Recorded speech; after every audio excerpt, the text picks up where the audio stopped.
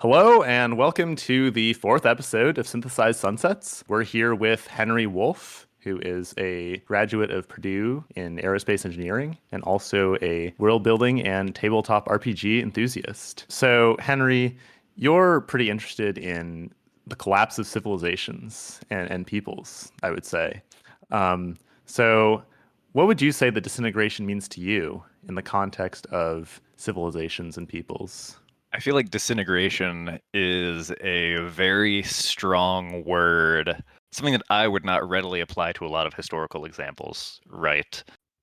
Especially as histories and historiographies develop, the sort of myth of, complete disintegration is something that we eventually hope to dispel for a lot of things, right? Like we hope to replace disintegrations with migrations, with intermixings of cultures. Disintegration is often something that fills a blank space on a map. And I think a lot of what I would hope we're striving for is to fill in some of those blank spaces temporally and geographically. But I think disintegration on a community level is a lot easier to describe, to see.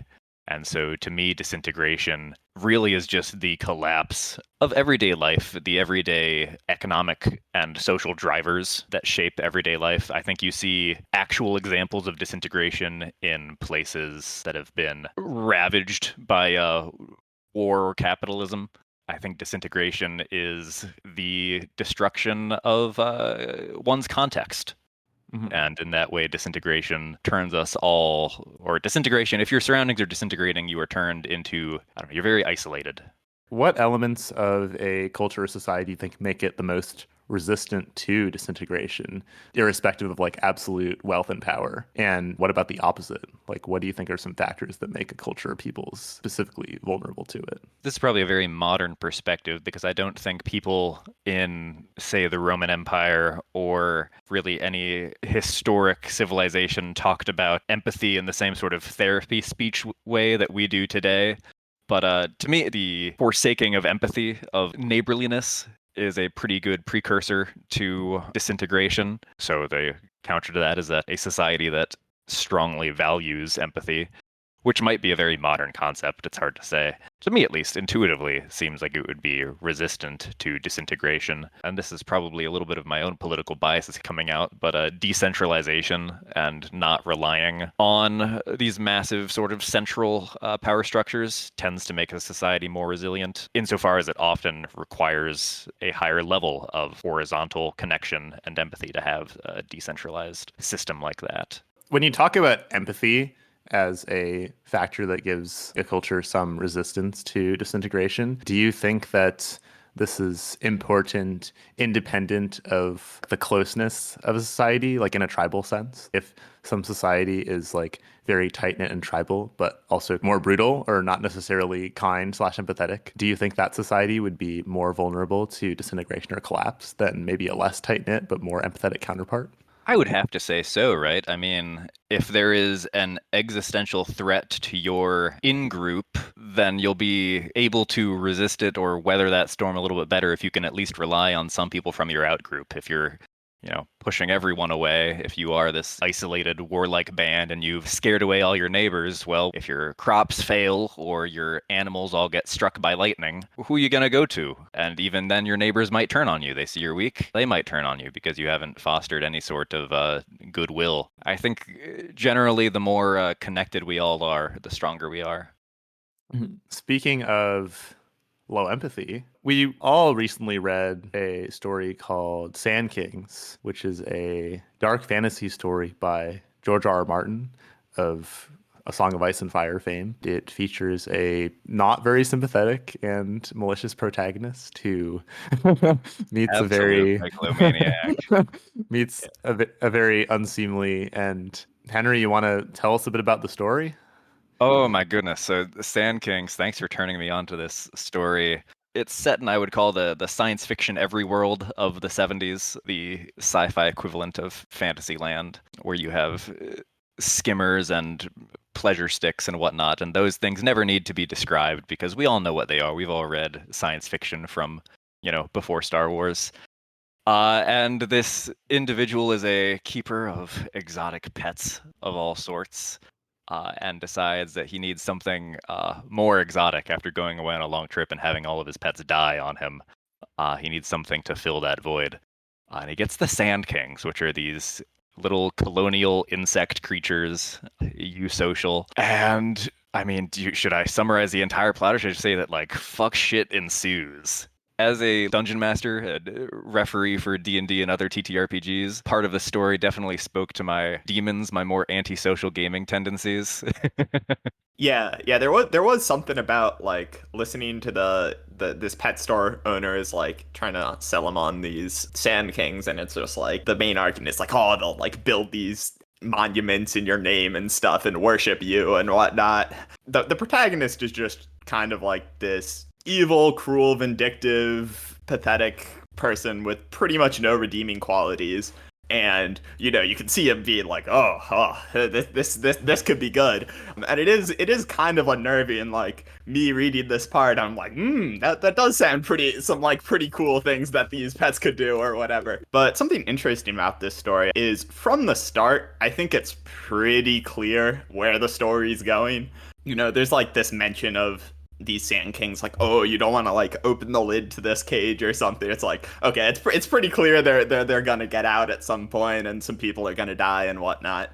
The way George R. R. Martin set this up, I think that was sort of a strength of the story, that you could foresee the ending. Like, at least for me while reading it, this dude, I wanted bad shit to happen to him, and I could see that it was coming, and it just made it like more exciting to read. I was wondering, how do you think you strike that balance in giving some sort of hint as to what's going to happen in a story without being too much or laying it down too thick?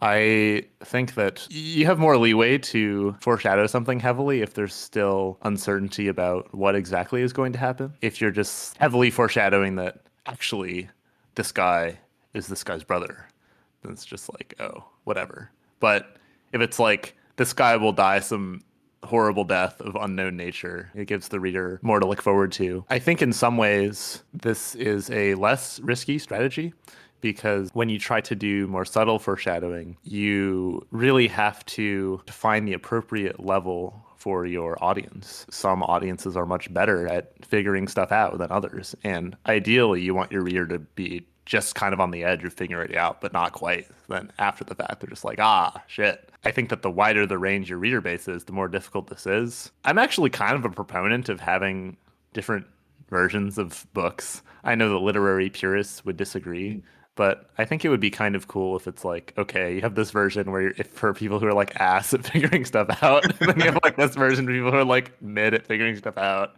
You have this version of people who are like really good at figuring stuff out. Right. Everyone has the right to a good story. Yeah, exactly. And like, I don't know, maybe even versions of different lengths. One of my friends was saying how it would be kind of cool if you could have like GitHub forks of books where like you have a book and then someone's just like, I feel like this part should have been different. And they like change that. People are building on to version beta 7.2 or something. And then it could be really a living story. I think that would be especially cool for some sort of Star Wars project. Yeah, you have like your mystery novel ELO rating or something, and you can go on the different GitHub forks and be like, oh, this one's like 1400. That's pretty similar to me. I should read this path, but then you don't figure it out. You go down a bit. Yeah, I mean that sounds pretty hype. It's kind of cool. It's prescribed based off of your House of Leaves speedrun time. So, as someone who has not really engaged with A Song of Ice and Fire at all, I appreciated Sandkings a lot because it was really not anything I would have expected from George R. R. Martin. I also read one of his other stories, The Way of Cross and Dragon, which was basically about space Catholicism. I kind of just assumed that all George R. R. Martin would just be like increasingly better high fantasy fare.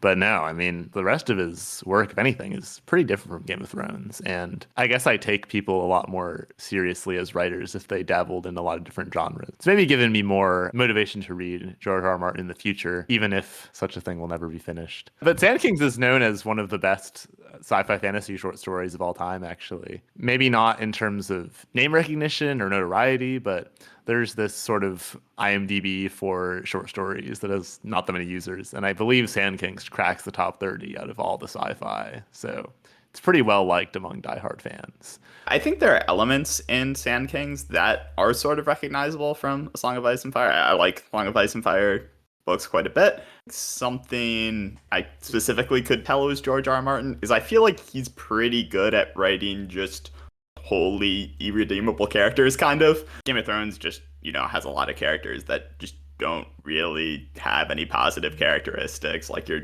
Joffreys, Ramsay, or Viserys. And so does the protagonist of the Sand King book, but you still sort of, I wouldn't say you care about him, but I think you sort of care what happens at the very least. I think it's sort of hard to strike a balance of writing someone who's completely unsympathetic, but also have them be just an important character in the story that is not just boring. Because a lot of the times if people are just over the top evil and cruel, they're just pretty boring, I feel like. Yeah, I feel like Martin does the banality of evil very well, where you feel like you're actually just sort of living in the well-worn slippers of these evil individuals. Simon Kress, our protagonist of Sand Kings, feeds puppies and kittens to the bugs, and it doesn't even feel like he's going out of his way to proverbially kick a puppy. That's kind of just Tuesday for him, and you believe it.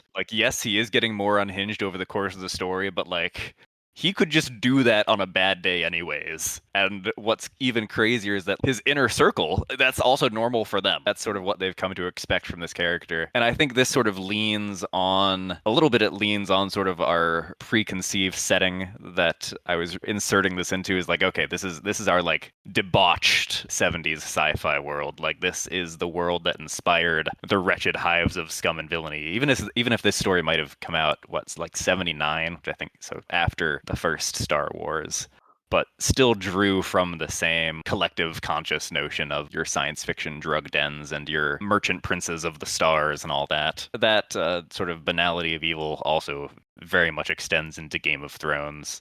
Gordon, you compared Simon to Dorian Gray from The Picture of Dorian Gray. Do you think Wilde is also pretty good at doing this?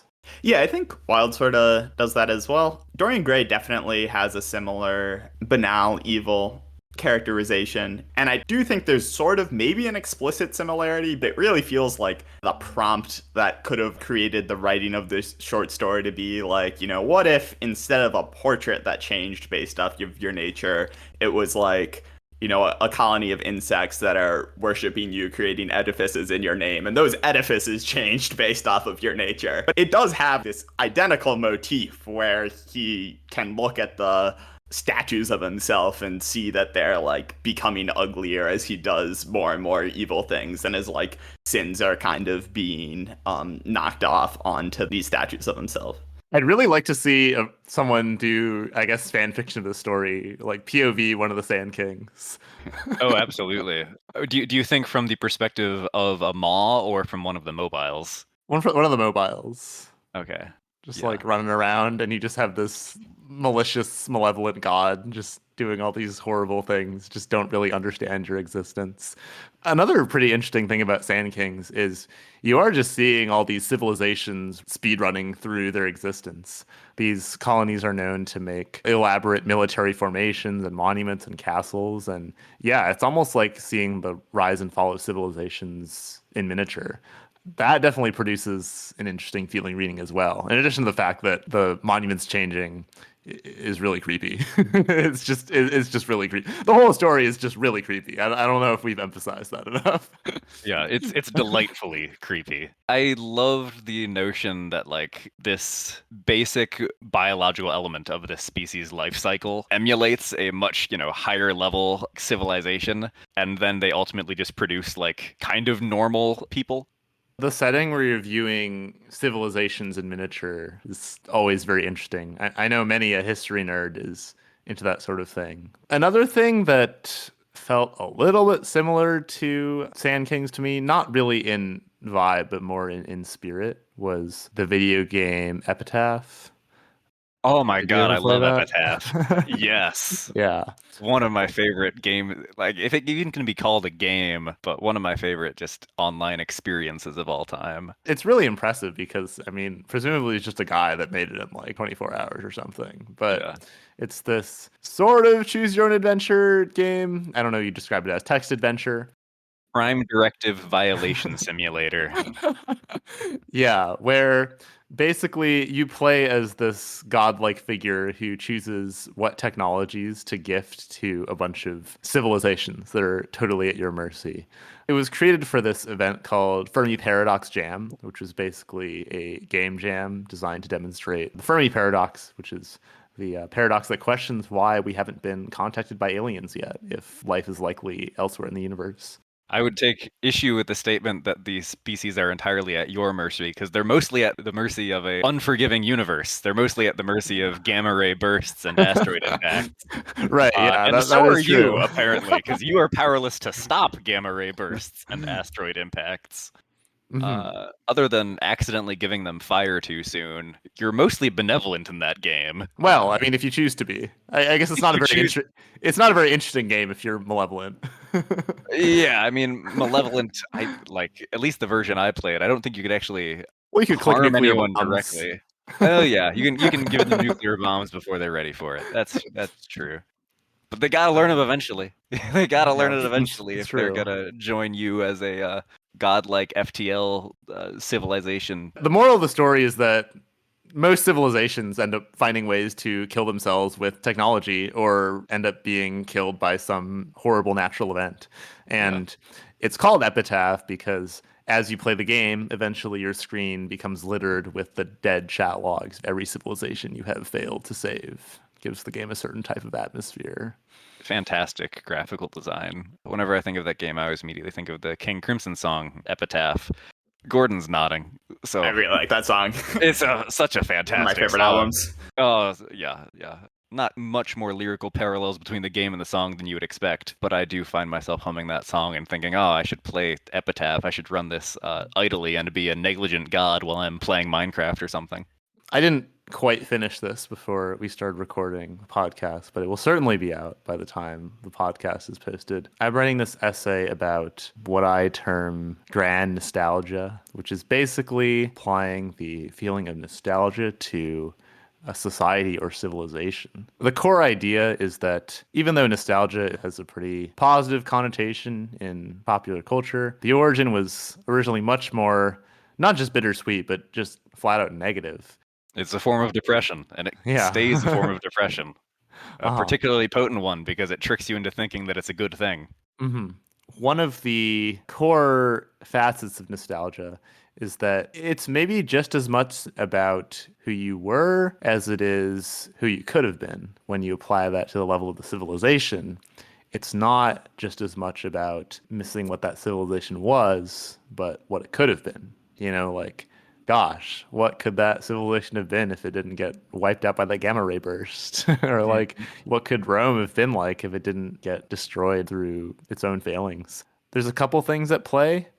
Another aspect that I considered is the fact that a lot of nostalgia stems from lamenting a lack of awareness. Like, it's not just about the fact that you pine for what you could have been or for what a civilization could have been, but you also kind of lament the fact that either you weren't more aware of that at the time or other people around you weren't more aware of it at the time, but especially the fact that people now are not aware of what could have been. I Mm. imagine an old man looking at some people playing golf on some lush forest of his childhood who just like have no idea what was there, and he's just like remembers all these memories that he had, and he's just kind of like, "Rrr." They don't know that. They don't know that I used to swing from this one tree.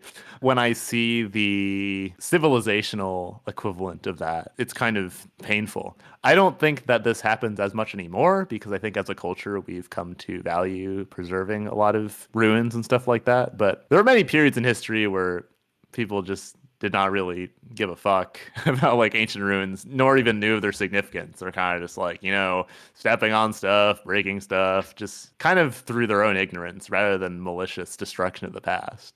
Well, cut stone is hard to come by. Yeah, well, that too. Marvel's That too. expensive. I don't worship this god anymore, but I do need a new bathhouse, so these blocks are coming with me.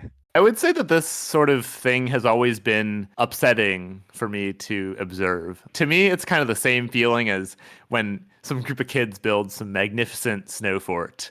And then once they go inside, some person just steps on it and they're just like, oops, my bad. And they just like keep walking. And something just feels very unfair about it. And it's just like, man, they don't even know that like this and this, especially if they don't even really like take a moment to glance at what they've done. They're kind of just like, oh, there was this thing in my way. I probably shouldn't have stepped in that. But do you guys feel the same way? Like, do you think you feel it viscerally when you see past objects of grandeur being disrespected like that? I think it really depends on the extent of the disrespect. I'll go ahead and say I think there's a lot of civilizations that got what was coming to them. Maybe I'm just a contrarian, but I for one think that like the Goths were doing the right thing, sacking Rome. Too decadent? Too decadent. No, mostly I mean, again, it's more about the concentration of economic power, and I think that you can't go about conquesting for that long without coming into comeuppance. All of your idols need to get torn down eventually. What about you, Gordon? Do you feel this? Yeah, I would say so. I think of the emotion almost more strongly if it's less explicitly malicious and more just indifferent. If someone does something to like raid a tomb of some ancient king because they want the gold or whatever, and I don't think it makes me feel the emotion you're going for here, where I might feel that more if there's just some people that are walking around and they're like, wow, a pile of gold. That's crazy. Then they just take the gold and they don't even consider like why there was a pile of gold there in the first place. There's a difference in ruining something, disrespecting it, versus destroying the knowledge of that thing. I think the latter is more painful to me. And then, of course, the living memory of something is important. If that thing has continuing religious, cultural value to people, I feel for the Roman common folk who had their ways of life upturned, burned around them. But I think as a whole, the Roman civilization is not something I grieve. I pointed to the destruction of information about a civilization as something that amplifies this feeling. Even if there isn't any destruction involved currently, you can lament the lack of awareness of just all of modern humanity and just being like, wow, it is really kind of sad in a nostalgic way that we don't remember any of these things and really have no way of knowing. There are examples of this in history, but you can take this to another level in fantasy because there's sort of a limit to how nostalgic you can sort of be about the power or advancement of some past civilization, because unless we've really got our model of the world wrong, we are the first civilization to have encountered a lot of foundational technologies that, a society couldn't really technologically progress very far without.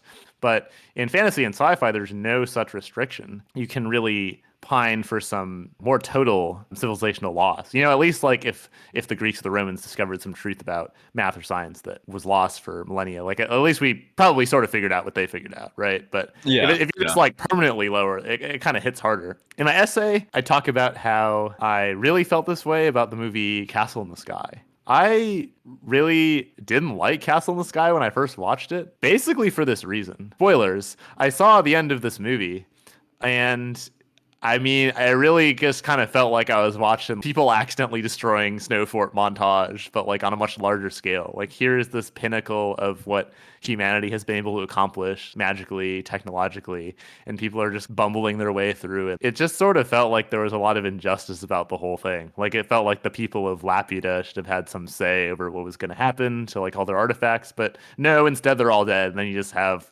all these clowns like rummaging around and just breaking everything. And it was kind of upsetting for me to watch, but I don't think I had the words for that feeling at the time. So whenever people asked me about that film, until now basically, I'm kind of just like, yeah, I mean, I didn't really like Castle in the Sky that much. Like, I don't really know why. Like, yeah, it was a good movie, but now I feel like I kind of know why. And I think it makes sense. I don't have the greatest memory of that movie, but I do just recall how beautiful the animation was of the collapse of it. I remember it being just very fluid. The details were really something, and of course the design of Laputa and its technologies in general. I mean, it's got to be one of the most important animated films ever made, right? Like, wasn't it the first Studio Ghibli film? Was it before like My Neighbor Totoro? I want to say yes, but I'm not positive. Immediately before Castle in the Sky, if my memory serves me correctly, was Nausicaa, which was not a Studio Ghibli film, but definitely a Miyazaki product. Possibly the most Miyazaki movie to ever Miyazaki. The most Miyazaki movie. Castle in the Sky is interesting in that I think it inverts the typical Miyazaki dynamic. Most Miyazaki movies, I would say, are more about civilization destroying the environment or the clash between humanity and nature, whereas really the opposite thing was taking place in Castle in the Sky. Like in Castle in the Sky, it was more like nature retaking this product of humanity's hubris. You see the other side of things. But in Nausicaa, you do have more of the standard Miyazaki theming of like humanity overrunning nature and some hero standing in the way. How do you guys feel about civilizational disintegration versus natural disintegration? Do you think these are similar feelings to you or like much different? Like the destruction of like, an ecosystem or habitat versus the destruction of like, a civilization. There's a intersection of the loss of information that we've been touching on and the destruction of an ecosystem, which is that an ecosystem cannot advocate for itself, and that to me is incredibly painful to think about. That real life is not the James Cameron Avatar movies. I was thinking about sperm whales the other day and how they're, miraculously intelligent creatures whose language I wouldn't say we're close to deciphering, but we understand that they have some of the requisites for language. There's maybe a future where we're able to communicate with them on some degree.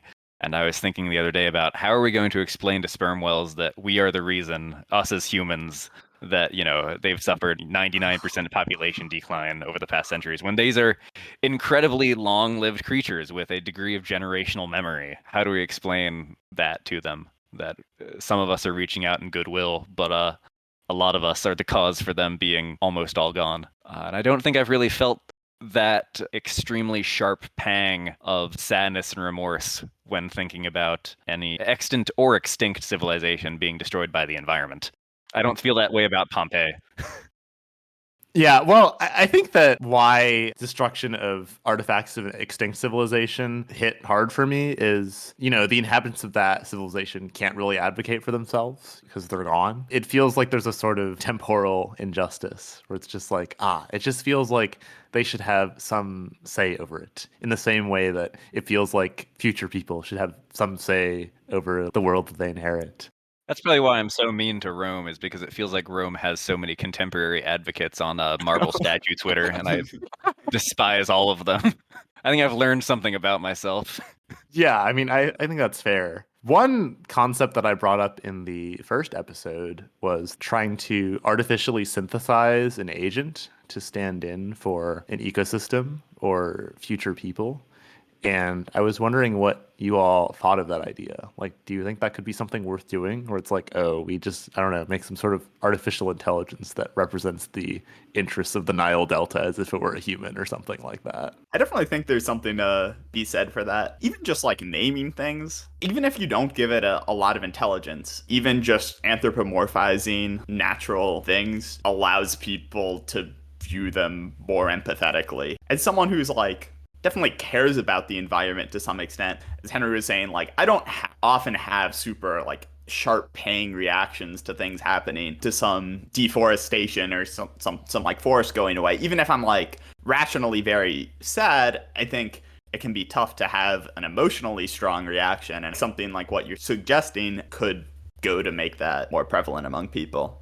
Something Miyazaki does in a few of his films, but I would say most notably in Princess Mononoke, is he does kind of give these natural environments a voice or avatar to sort of actually be able to act in the world, right? Like in Princess Mononoke, you have this town of, it's mainly just this city we interact with of human civilization, but that is like going through this deforestation. But the spirits in the forest and this girl who was raised there, Princess Mononoke, right, are kind of able to actually fight back. It's sort of this wistful thing because it's simultaneously very satisfying to watch this occur, but at the same time it's sort of wistful because it's like this type of thing just doesn't really exist in the real world. It feels kind of sad. It's absolutely steeped in the what could have been flavor of nostalgia. It's what could have been in this fantasy world where wolves fight back. How could industrialization, how could this destruction of ecosystems have been countered? And I mean, Miyazaki, if you watch any interviews with him, an incredibly well-spoken individual, but also just an incredibly sad guy when it comes down to some of the things that he says. And I think that comes through in that wistfulness that you're talking about. I think Miyazaki understands nostalgia better than a lot of filmmakers. And he understands that it is a fundamentally depressive force, but that's kind of subtle in his films. It is pretty crazy because I think Miyazaki movies are very well known and they're so wholesome, even if they're dealing with heavy topics. But at the same time, yeah, the man himself is just, if you see him talk, he just looks kind of defeated by the world, pretty nihilistic and depressed. And it can make watching some of his movies and stuff take on a different aspect, I feel like. So speaking of childhood, this is not on Kevin's discussion list, but I was listening to, of course, your episode with the illustrious Merrick Ohata, and I was laughing my ass off at Santa Claus. I, of course, rationalized Santa Claus in my own way, as we all did, but it got me thinking about the best lie that I held on to as a kid, which is infinitely more unhinged. And that is my grandfather convinced me that there was a race of mutants living in our sewers. And I believed that for several years until I brought it up in conversation with adults other than my grandfather. And my mom was like, Henry, my dad lied to you. Did he know that you were holding on to this for so long? I don't know. We don't talk about much other than engineering these days, and we argue about Elon Musk. But I should totally tell him that I believed in the sewer mutants for a while. I'm not even sure if he remembers telling me this lie. Like, it was over the course of one day. They just provided a bunch of. I must have been 5 or so when he told this story to me, and I must have been 8 when it was disproven. Yeah, I think there is an amount of faith young children have in any adult. You can make an offhand comment to a kid and there's like a decent chance they'll just believe it for the next 5 years if nothing ever disconfirms it. And if you tell them that it's a secret they have to keep, oh my lord, they'll believe it even more. So, like, of course, sewer mutants were a big secret. He convinced me that the labels on sewers, like these different companies that make the sewers, some of them have interesting names, were like the tribes of mutants living under that particular manhole cover. He talked about how they derive nutrition from the various things that get flushed into our sewers. Seemed totally reasonable to me. I, for many years after, have continued to have this vision of a sewer mutant chewing on a decomposing orange juice carton, because why not? We love a well thought out conspiracy theory. Yeah. I mean, what is Santa but a conspiracy theory? One of the best conspiracy theories. I mean, I was thinking about it the other day that, like, I feel like I still believed fairly strongly in Santa in, like, 2nd grade. And you know what I didn't believe in 2nd grade? God. Like, I had been presented with very strong evidence for Santa and felt very strongly about the positive existence of Santa. I think I've never been a more staunch atheist than I was in 2nd grade. I couldn't answer you if you asked if I believe in God now. I would just shrug. Going back to what you guys were saying earlier, it's kind of annoying when an adult tells you something that's influential and then they just like don't really remember. Like, good or bad. There is a pretty common form of interaction where you're just like, remember you said this? Well, like, I did this and this and this, and like now I think this. And they're just like, I don't remember saying this. Yeah, you're just like, oh, well, that's fine, I guess. Like, you expect to have some sort of full circle moment, and then it's just like, yeah, I don't really remember that. Sorry. And then it's kind of just like an awkward vibe for both parties. Right. I mean, maybe I can force the full circle here and be like, I almost wish the adult was intentionally acting out of malice and wasn't just doing it just because. Like, I wish you remembered stealing the gold from my tomb and not just, kicking it. I wish you remembered telling me this big lie, and I wish you laughed about it with your friends. Do you think that conspiracy theories are like a much more American phenomenon? I think so. I think it's the old bug, rugged individualism that has a lot to do with the way we view conspiracy theories. I think we really value having your own individual understanding, and we put a lot of value on that individual understanding running counter to the general public's. Do you think Rome was like super conspiratorial? I know that people try to draw parallels between ancient Rome and the United States, but I've never heard of that being a thing specifically. I feel like conspiracy theories are the type of thing that don't really last. Like I feel like they're the type of thing that isn't recorded that much.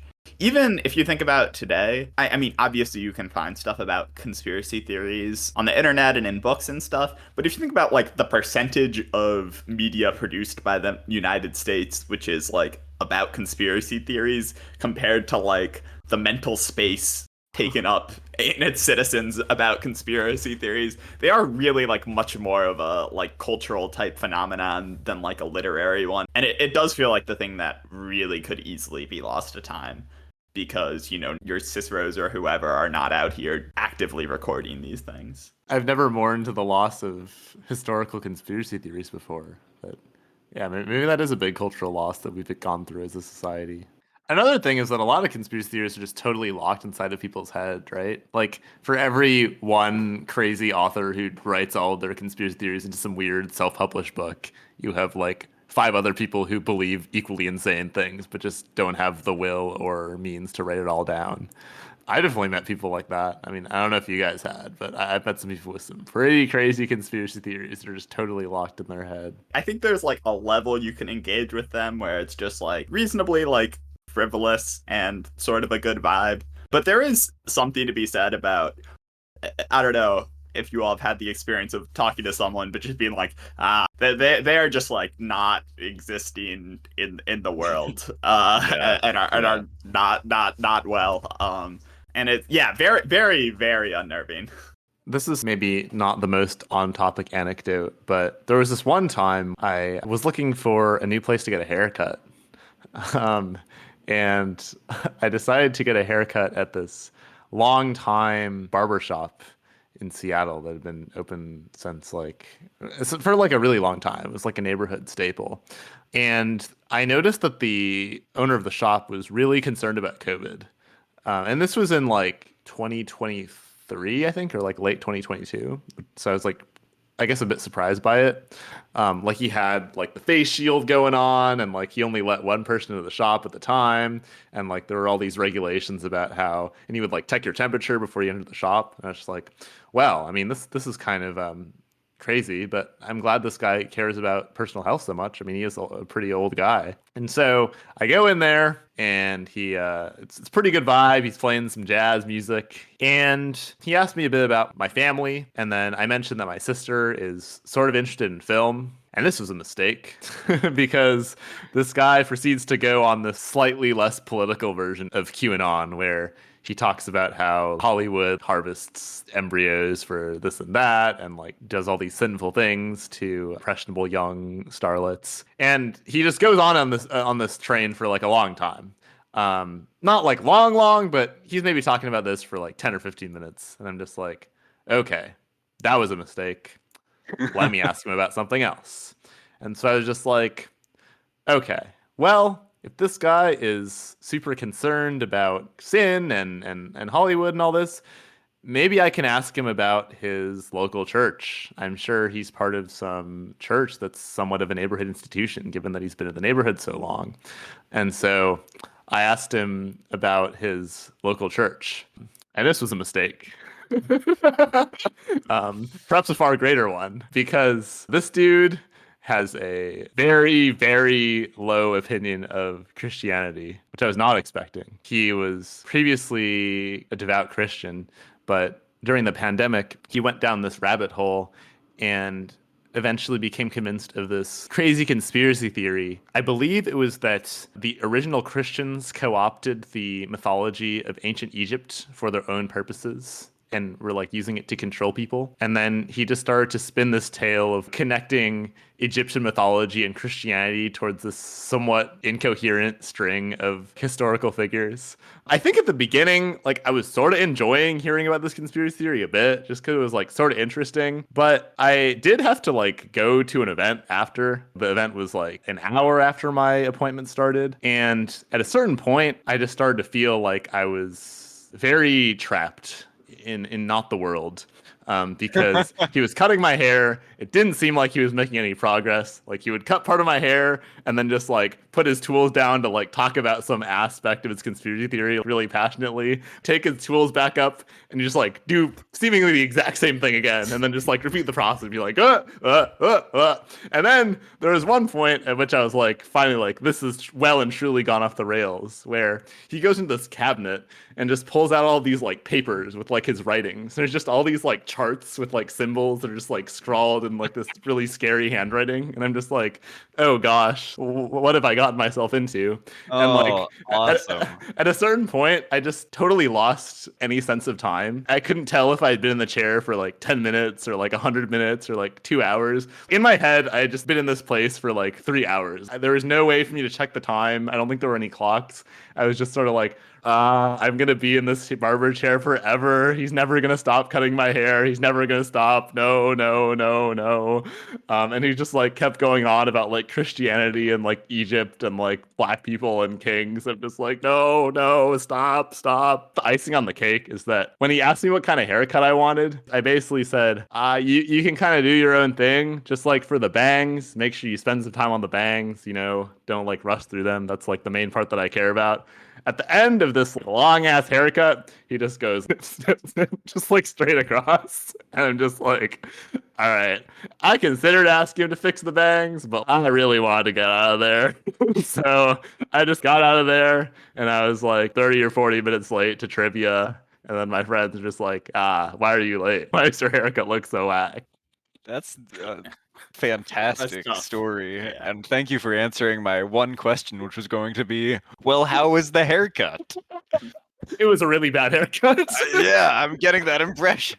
It was sort of like a fade and then like, shitty bangs. Like a new branch of Zoomer haircut. Yet unexplored. Bowl cut front, fades all around. That feels like a Die Antwood, the haircut. Let's just talk about Tolkien. As I mentioned when we were talking about George R.R. Martin, I take authors a lot less seriously when they only write in a narrow domain. What appeals to me about Tolkien is that he's primarily a mythological scholar. I just sort of have the intuition that if you're really good at this one domain, that's just like extremely valuable towards any writing that you're going to produce, because you're going to be able to take inspiration from outside of similar content that's all feeding off of each other. That's a thing that a lot of great writers have in common, especially science fiction authors, being able to take this new context and then bring it into this old context. Another person I can think of is Ursula K. Le Guin, who I don't think was a trained anthropologist, but her father was definitely a somewhat famous anthropologist, and you can definitely see that in her writing. And so similarly, I think the fact that Tolkien was a mythological scholar is very, very apparent. It's kind of a shame that more people haven't taken that route. And I wonder how fantasy would look if that was the case.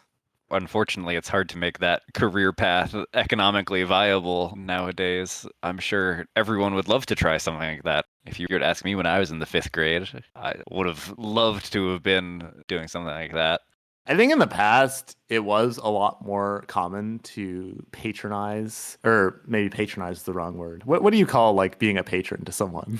Is that patronizing them? Yeah, I mean, I think patronize has other connotations now, but I think patronize would still be accurate. Okay. Commission feels a little bit more pointed, like as a patron, you can commission people to do works for you. Sure. Yeah. I think it used to be a lot more common for wealthy individuals or institutions to commission specific work from specific people, especially in the realm of scholarship.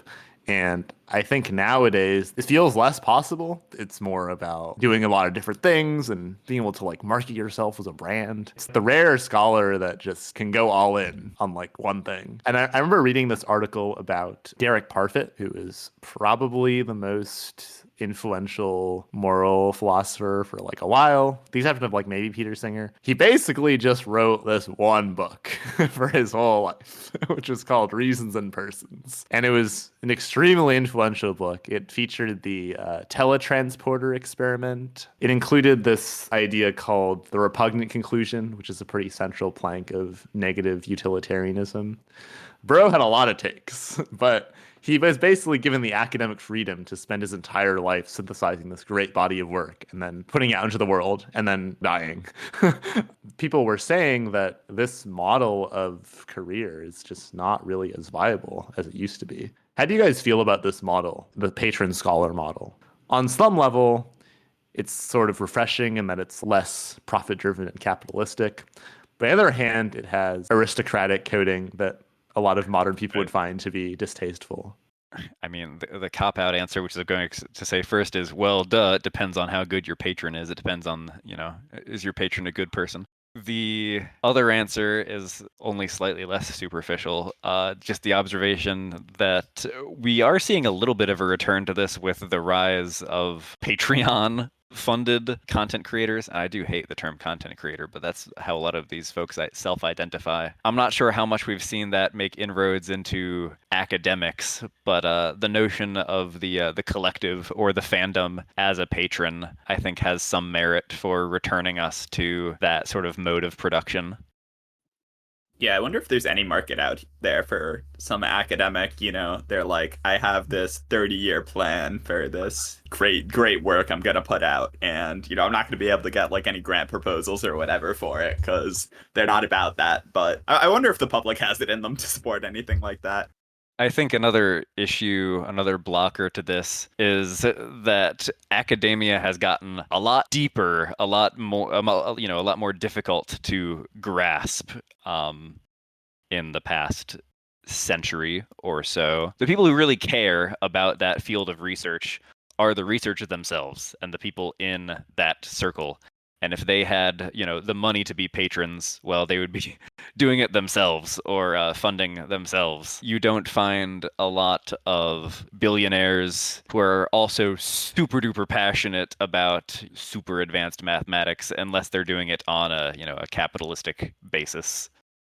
Yeah, and this is kind of unfortunate. I didn't really think about this as a cause before, but it used to be much more common for wealthy individuals to be interested in science and to use their interest in science to display wealth. Like Michael Faraday works in my lab. Isn't that crazy? Yeah, and like you just show your guests all these gadgets. And I usually attributed to that to just culture in general becoming like less Puritan and more materialistic. But I hadn't really considered the fact that maybe it's also just because science is way harder to grasp for rich people now. And like you would need to be much more of a scholar to be able to even understand what it is that your scientists in your basement are doing. I do think it would be pretty funny if these super new money types had a return to patronizing gentlemen scientists. Logan Paul or something. It's just like, I think like molecular biology is really cool. The people with the 3 coolest molecular biology proposals, I'm going to give you guys $50 million. That'd be pretty insane. I don't think that would ever happen, but...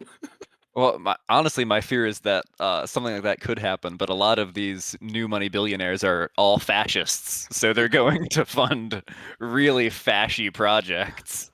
Patronage in the hands of the collective is a little bit more of a reassuring idea to me than individuals giving money to this cast of gentlemen scientists.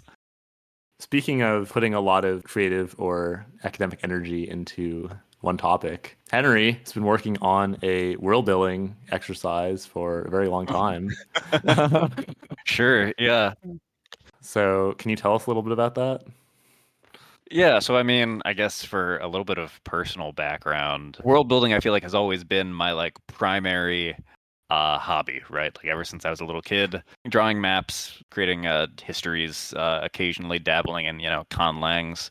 About 10 years ago, got into Dungeons and Dragons, and it has the bug has never left me. So for the past 6 of those 10 years I've been working pretty consistently in the same setting. It was initially an effort born out of perfectionism or not wanting to do things the easy way. Over its long history, people have created hundreds of D&D settings. D&D's been around since the early 70s, and its bones had existed since long before then. Have you been like running multiple, like several campaigns within this world, or has it just been like one campaign you've been going Yeah. for? So it's been currently I am running the 4th campaign in this setting. The setting sort of name is, I guess its exonym is First Light, which I just thought was sort of pithy. We ride at first light, and so on Yeah. and so forth. The endonym for the planet, at least, is just Arth, which is kind of uninspired. Arda is Tolkien's Earth analog, but it's good to be recognizable sometimes when you're just doing genre fantasy. Arth never set out to be anything particularly speculative or thought-provoking. I was sort of just taking influences from gaming and literature that I enjoyed and making them into a setting that I felt like I could create to be grounded but also flexible enough. One of the challenges I've encountered with world building for TTRPGs is my own changing taste in game. I ran the first 3 games in Arth in the First Light setting, all in Dungeons and Dragons 5th edition. They were all sort of different genres within 5th edition. D&D is a fairly flexible system, but I would say 5e has sort of fallen out of popularity, both with me and the rest of the masses. So moving from 5th edition to currently my current campaign's in a system called Blaze in the Dark, which is less stock heroic fantasy and more urban fantasy. At least the way I run it was very inspired by Arcane. I really just wanted to run a game with all of the trappings of the Arcane setting, but with the sort of history and cultures of my own world. Wait, so in your world, do you have the campaign set at the end of the timeline? Or is there like a future that they walk into? So good question. So the first 4 campaigns were all chronological, going from, I guess, present day in the setting. The first campaign at this point was 200 years ago. Then there was a skip of about 200 years. So then it was, 50 years ago, 25 years ago, and current campaign is current. Next campaign I plan on running is going to be more of a old school dungeon crawler, done in the style of some of those D&D campaigns from the 70s. Very hierarchical image of the universe. Its motives aren't exactly the Shrike from Hyperion Cantos, but the imagery is very much derived from it, which is to sort of create this very hierarchical universal structure. I feel like it's a little bit SCP inspired. It's got a lot of info hazardous themes where knowledge of the Shrike places you directly into its plan, and it derives sustenance from worship and all that. And then there is, on the other scale of this, another entity called the Shimmer, taken more or less directly from Annihilation, which basically wants to atomize the universe into a bunch of different demiplanes, thereby preventing it from ever being unified into one concordant plan. So I think either one of those could be an end state for Arth, but more likely the world will go the same way as so many D&D campaigns themselves, where eventually I will lose interest, or we'll just reach sort of a continuous state of real time, where the next campaign is always just the current year of Arth, and unless the players want something apocalyptic, then they'll just sort of continue this cyclical trend of D&D campaigns. Well, I think this is a pretty good time to wrap things up. As a final note, Henry, did you have any short media that you want to recommend? Yeah, I was racking my brain for things that I felt were good, but also not super obvious. Merrick on the last episode actually straight up just said my favorite short story, Tower of Babylon. I love Tower of Babylon. Mine as well. So I was going to go for something a little bit more classic, and actually just say H.P. Lovecraft's A Shadow Out of Time.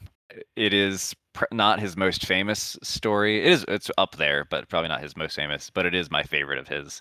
I think one of the least problematic. All right. Well, Henry, thanks so much for coming on the pod, and we will see you all next week. Of course. Thanks so much for having me.